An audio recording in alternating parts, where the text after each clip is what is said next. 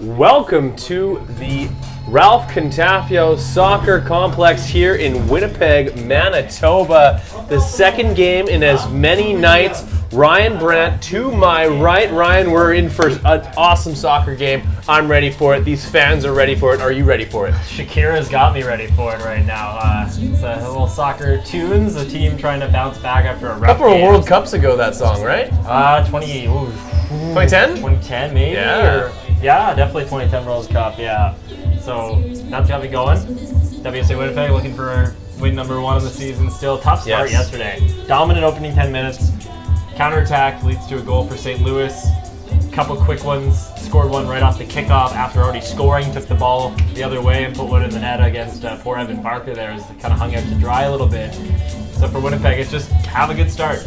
Continue that and just limit those errors because when those aren't happening, they were kind of controlling the flow of the play for many stretches of that game. So it makes it tougher to look at the scoreboard and see it's 4-0 and the possession was maybe 50-50, a little bit in Winnipeg's honor there, but I'll hope for a little bit better.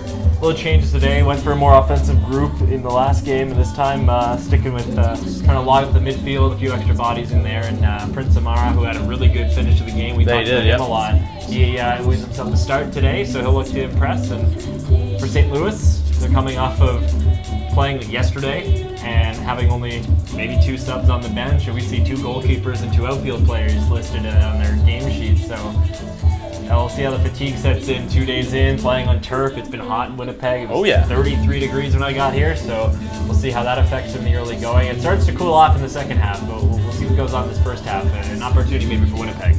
For sure. They'll be playing some tired boys, and of course, the St. Louis Lions, they'll be dressed in green with the black shorts and maybe taking on the heat and using a little bit of the intimidation factor.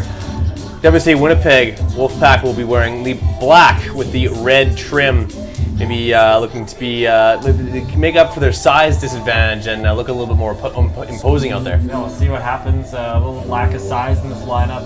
Luis Melendez on the bench this time, so that takes away maybe a more central striker figure. Reno Hoxa won't be playing in today's game, so that draws in a wily veteran who hasn't played in a while, Aaron Badescu, son of head coach Eduardo Badescu. Maybe offering his services in lieu of some injuries and some fatigue, and we'll see if he gets a chance to play in this game. He does train with them, and he's spent some time with the men's team in the Manitoba Major Soccer League, so he's played several years in the PDL at the level he knows, and a 6'2" striker never hurts to help out a team either. No, not at all.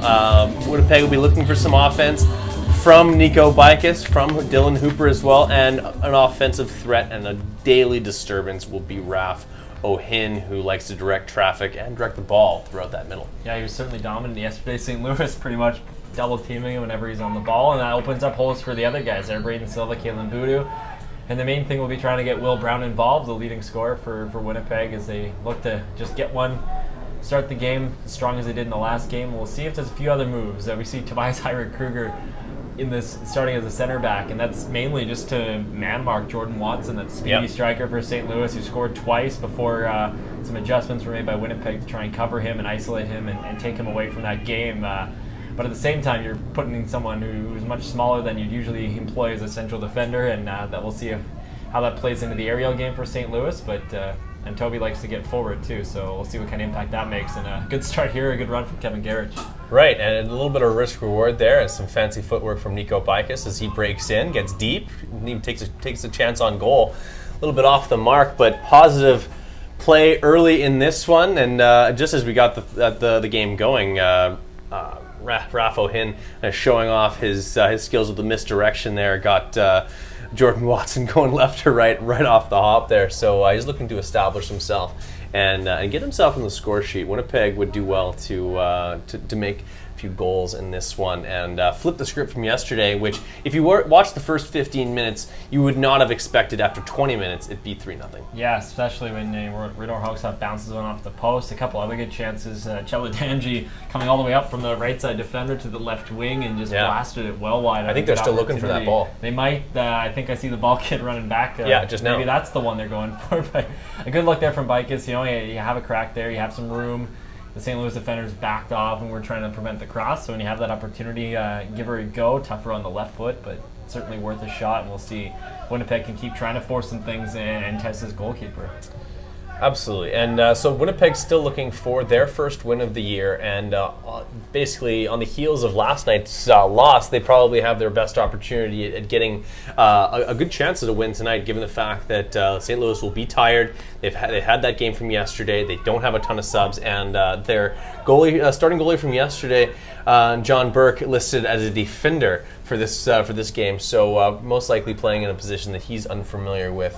And so short on subs and probably short on some rest. Good opportunity here for St. Louis. Yeah. Almost a 50-50 there. Referee lets play go on. There's a bit riskier when you're in the 18-yard area, but Chaladanji puts in the tackle, gets the ball, and but a quick free kick off a Raffo Hin foul gives St. Louis an early opportunity. And now it's in the back of the net. The one thing we talked about limiting, an early goal, and just like that, a quick ball played across the box. And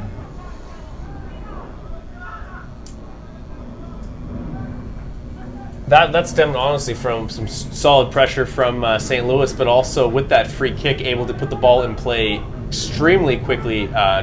Winnipeg didn't even look like they were fully set. Maybe a lapse of judgment as well as a little bit maybe caught napping for sure. Yeah, just caught napping. Free kick. You're expecting maybe from that area it was going to potentially be a shot on goal. I think it ends up being Marcus Soma that puts that ball away. And it looked similar to St. Louis's opening goal in yesterday's game. Yeah, weak very angle, similar. Ball across the box. And Jordan Watson being a good teammate and just watching it go into the net rather than smacking it home and taking the stats. So credit to him for that one. But, smart play from St. Louis. Stinson, I think, with the quick free kick just knocks it forward. And the play can continue to move on a good run by Evan Garcia to start things off. And not the start that Winnipeg was looking for. Yeah, a bit unfortunate. We are into the 4th minute, and it's 1-0 St. Louis. Tough one. With some good play to start things off, and Nico Bike shot that goes out wide, but tough go there for Winnipeg to start things out. Absolutely. Lots of time in this one, tons to play for, and seriously, I think that Winnipeg has a great chance being successful in this one. Yeah, Bicus gets it. Brown, and out it goes, but that'll be a corner kick. Okay, some good play, a little foot roll from Bicus to beat his man. Good run from Brown on the diagonal, and was looking to play a low hard cross. Dylan Hooper was in there, Kalen Boudou on a late run, so there's some opportunities and some smart play from a few players from Winnipeg to set that up. Unfortunate off a St. Louis defender, but an opportunity on the quick corner. We'll get things set up now. Make a smart decision with it.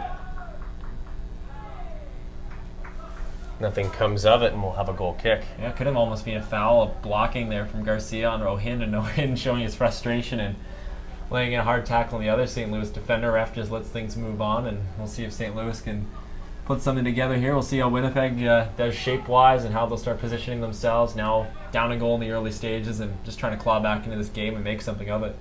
Clawing back just into the 5th minute here. Winnipeg... I wouldn't say on their heels, but they're behind the 8 ball right off the hop, and that's not where they wanted to be. But a little bit different formation, something they're a little bit more familiar with than last game's kind of offensive heavy effort as they set themselves up with more forwards than they're used to playing with. Maybe come back home so far as their alignment in this one. Yeah, it's just about keeping some possession here now, just get some positive movement on the ball. We've seen some nice work here, and Chaladanji getting up for a header well, and pretty much forcing a block in there from St. Louis and a goal kick opportunity. It's a tough start, just to go down in that kind of situation. Just a quick free kick, a little fluky goal, but hats off to St. Louis for making that play. And as we've seen a few times, up to Winnipeg to play out of the hole and try and make something of this game. For sure, and if you're St. Louis, you're looking to get above 500. They've now played 12 games. I believe they're 5-5. No, 6. How does that work out? I think they're 6-5 now. 6-5. So it's still trying to get to the 500. Talking to some coaches before the game. I'm not sure. I didn't have time to kind of look into the mathematics of it, but St. Louis still has an outside shot at a playoff spot if they can pick up maximum points from these final 2 games of the season. They have one more after this visit to Winnipeg, and we'll see what they can make out of that. But still an opportunity, I guess. Des Moines kind of running away with first place in the Heartland division of the Central Conference, so we'll see how that shakes out. But it means, there's something for them to play for in these games against WSA Winnipeg, and some opportunities to be had. But for Winnipeg, play spoiler potentially.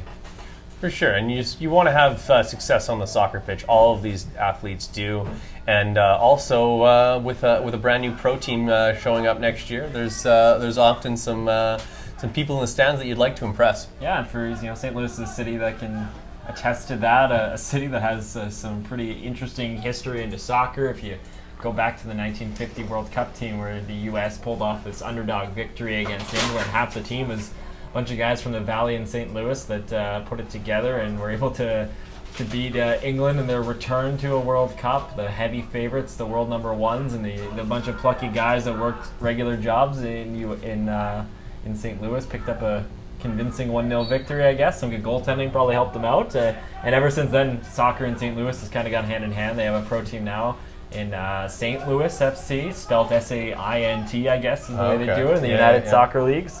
So good to see pro soccer back in that market, and with the Lions and what Tony Glavin's been able to do with this program in past seasons is get a good run from Will Brown. Helped to develop players from the city to move on, just like Winnipeg's trying to do a good shot by Brown too. Just curls, excellent, yeah. Trying to beat the back post there on the goalkeeper, a little bit wide and unfortunate there. Multiple soccer balls now on the pitch.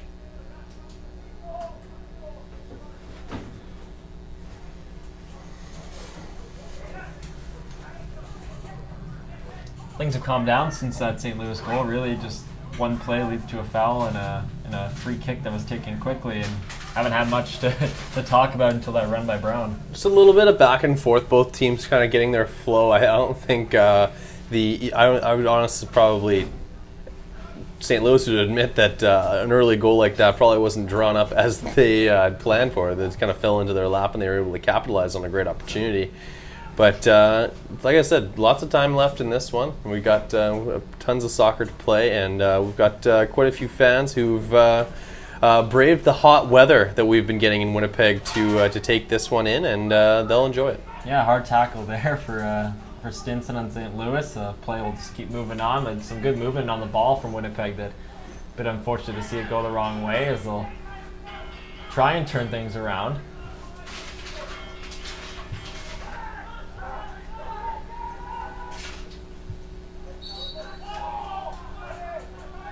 Referee trying to play advantage. Saw something he didn't like from that O'Hin tackle. Who was it on? Right. So try to play the advantage, and when Boodoo is able to turn that ball around, they bring the play all the way back. I think, maybe a little too patient on that advantage, but nothing you can do now. O'Hin and the ref have kind of had a few conversations since this game started already, and it can be tough to be a guy like Raf who's plays so aggressive and so good on the ball and so skilled, and players like that can be the targets of other teams, and you see it sometimes. He has some hard tackles, but he gets tackled too, and it kind of puts him in those awkward positions. So it's no surprise there. For sure, and Raf O'Hin's an athlete who